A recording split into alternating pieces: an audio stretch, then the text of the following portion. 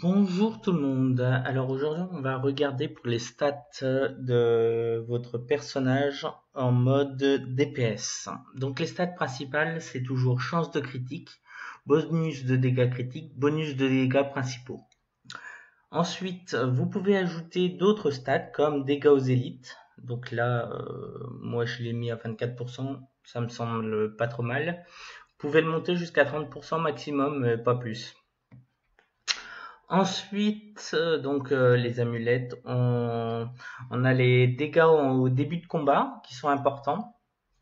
Après, moi, je mets plutôt de la défense en mêlée, dégâts aux cibles étourdies, euh, parce qu'en fait, de temps en temps, il y a des adds, par exemple, sur la distorsion B2, où quand on marche dans des herbes rouges, il y a des adds qui proc, donc du coup ça peut être utile. Donc deuxième amulette, la même chose, chance de critique, dégâts de bonus de dégâts critiques, bonus de dégâts principaux, dégâts au début de combat, c'est toujours très utile vu qu'on fait un burst. Ensuite, vous pouvez mettre donc le courroux des aspects, c'est ce qu'il y a de plus optimisé actuellement pour le DPS. Sinon, c'est la broche. Voilà.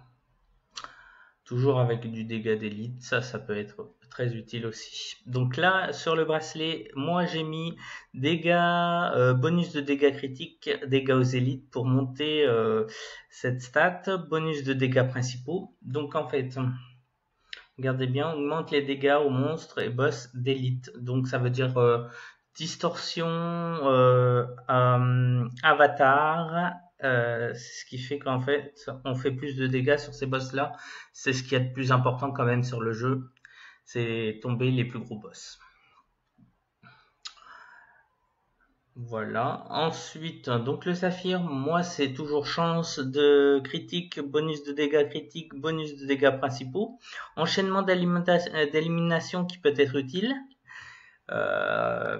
Ensuite, la même chose pour le rubis avec enchaînement d'élimination, pardon, et la même chose pour émeraude, donc dégâts, chance de critique,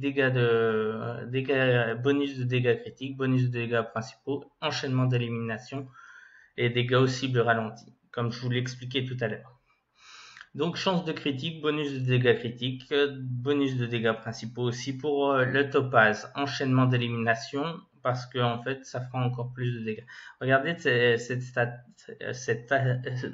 statistique. Lorsque 3 ennemis sont tués, les dégâts sont augmentés temporairement de 24%.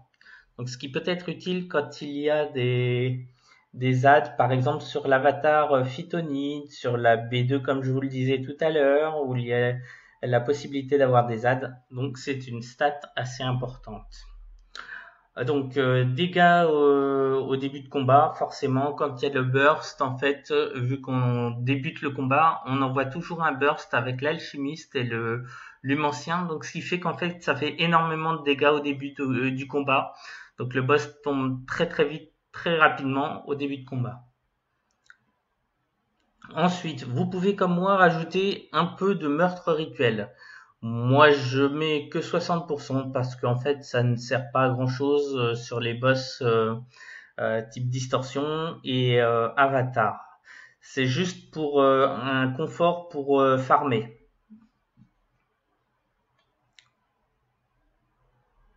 Voilà, donc les dégâts aux cibles étourdies. Donc là, il n'y a rien à comprendre. Cible ralentie. Voilà. Je mets un peu de défense en mêlée parce que je joue beaucoup le revenant, comme à peu près tout le monde.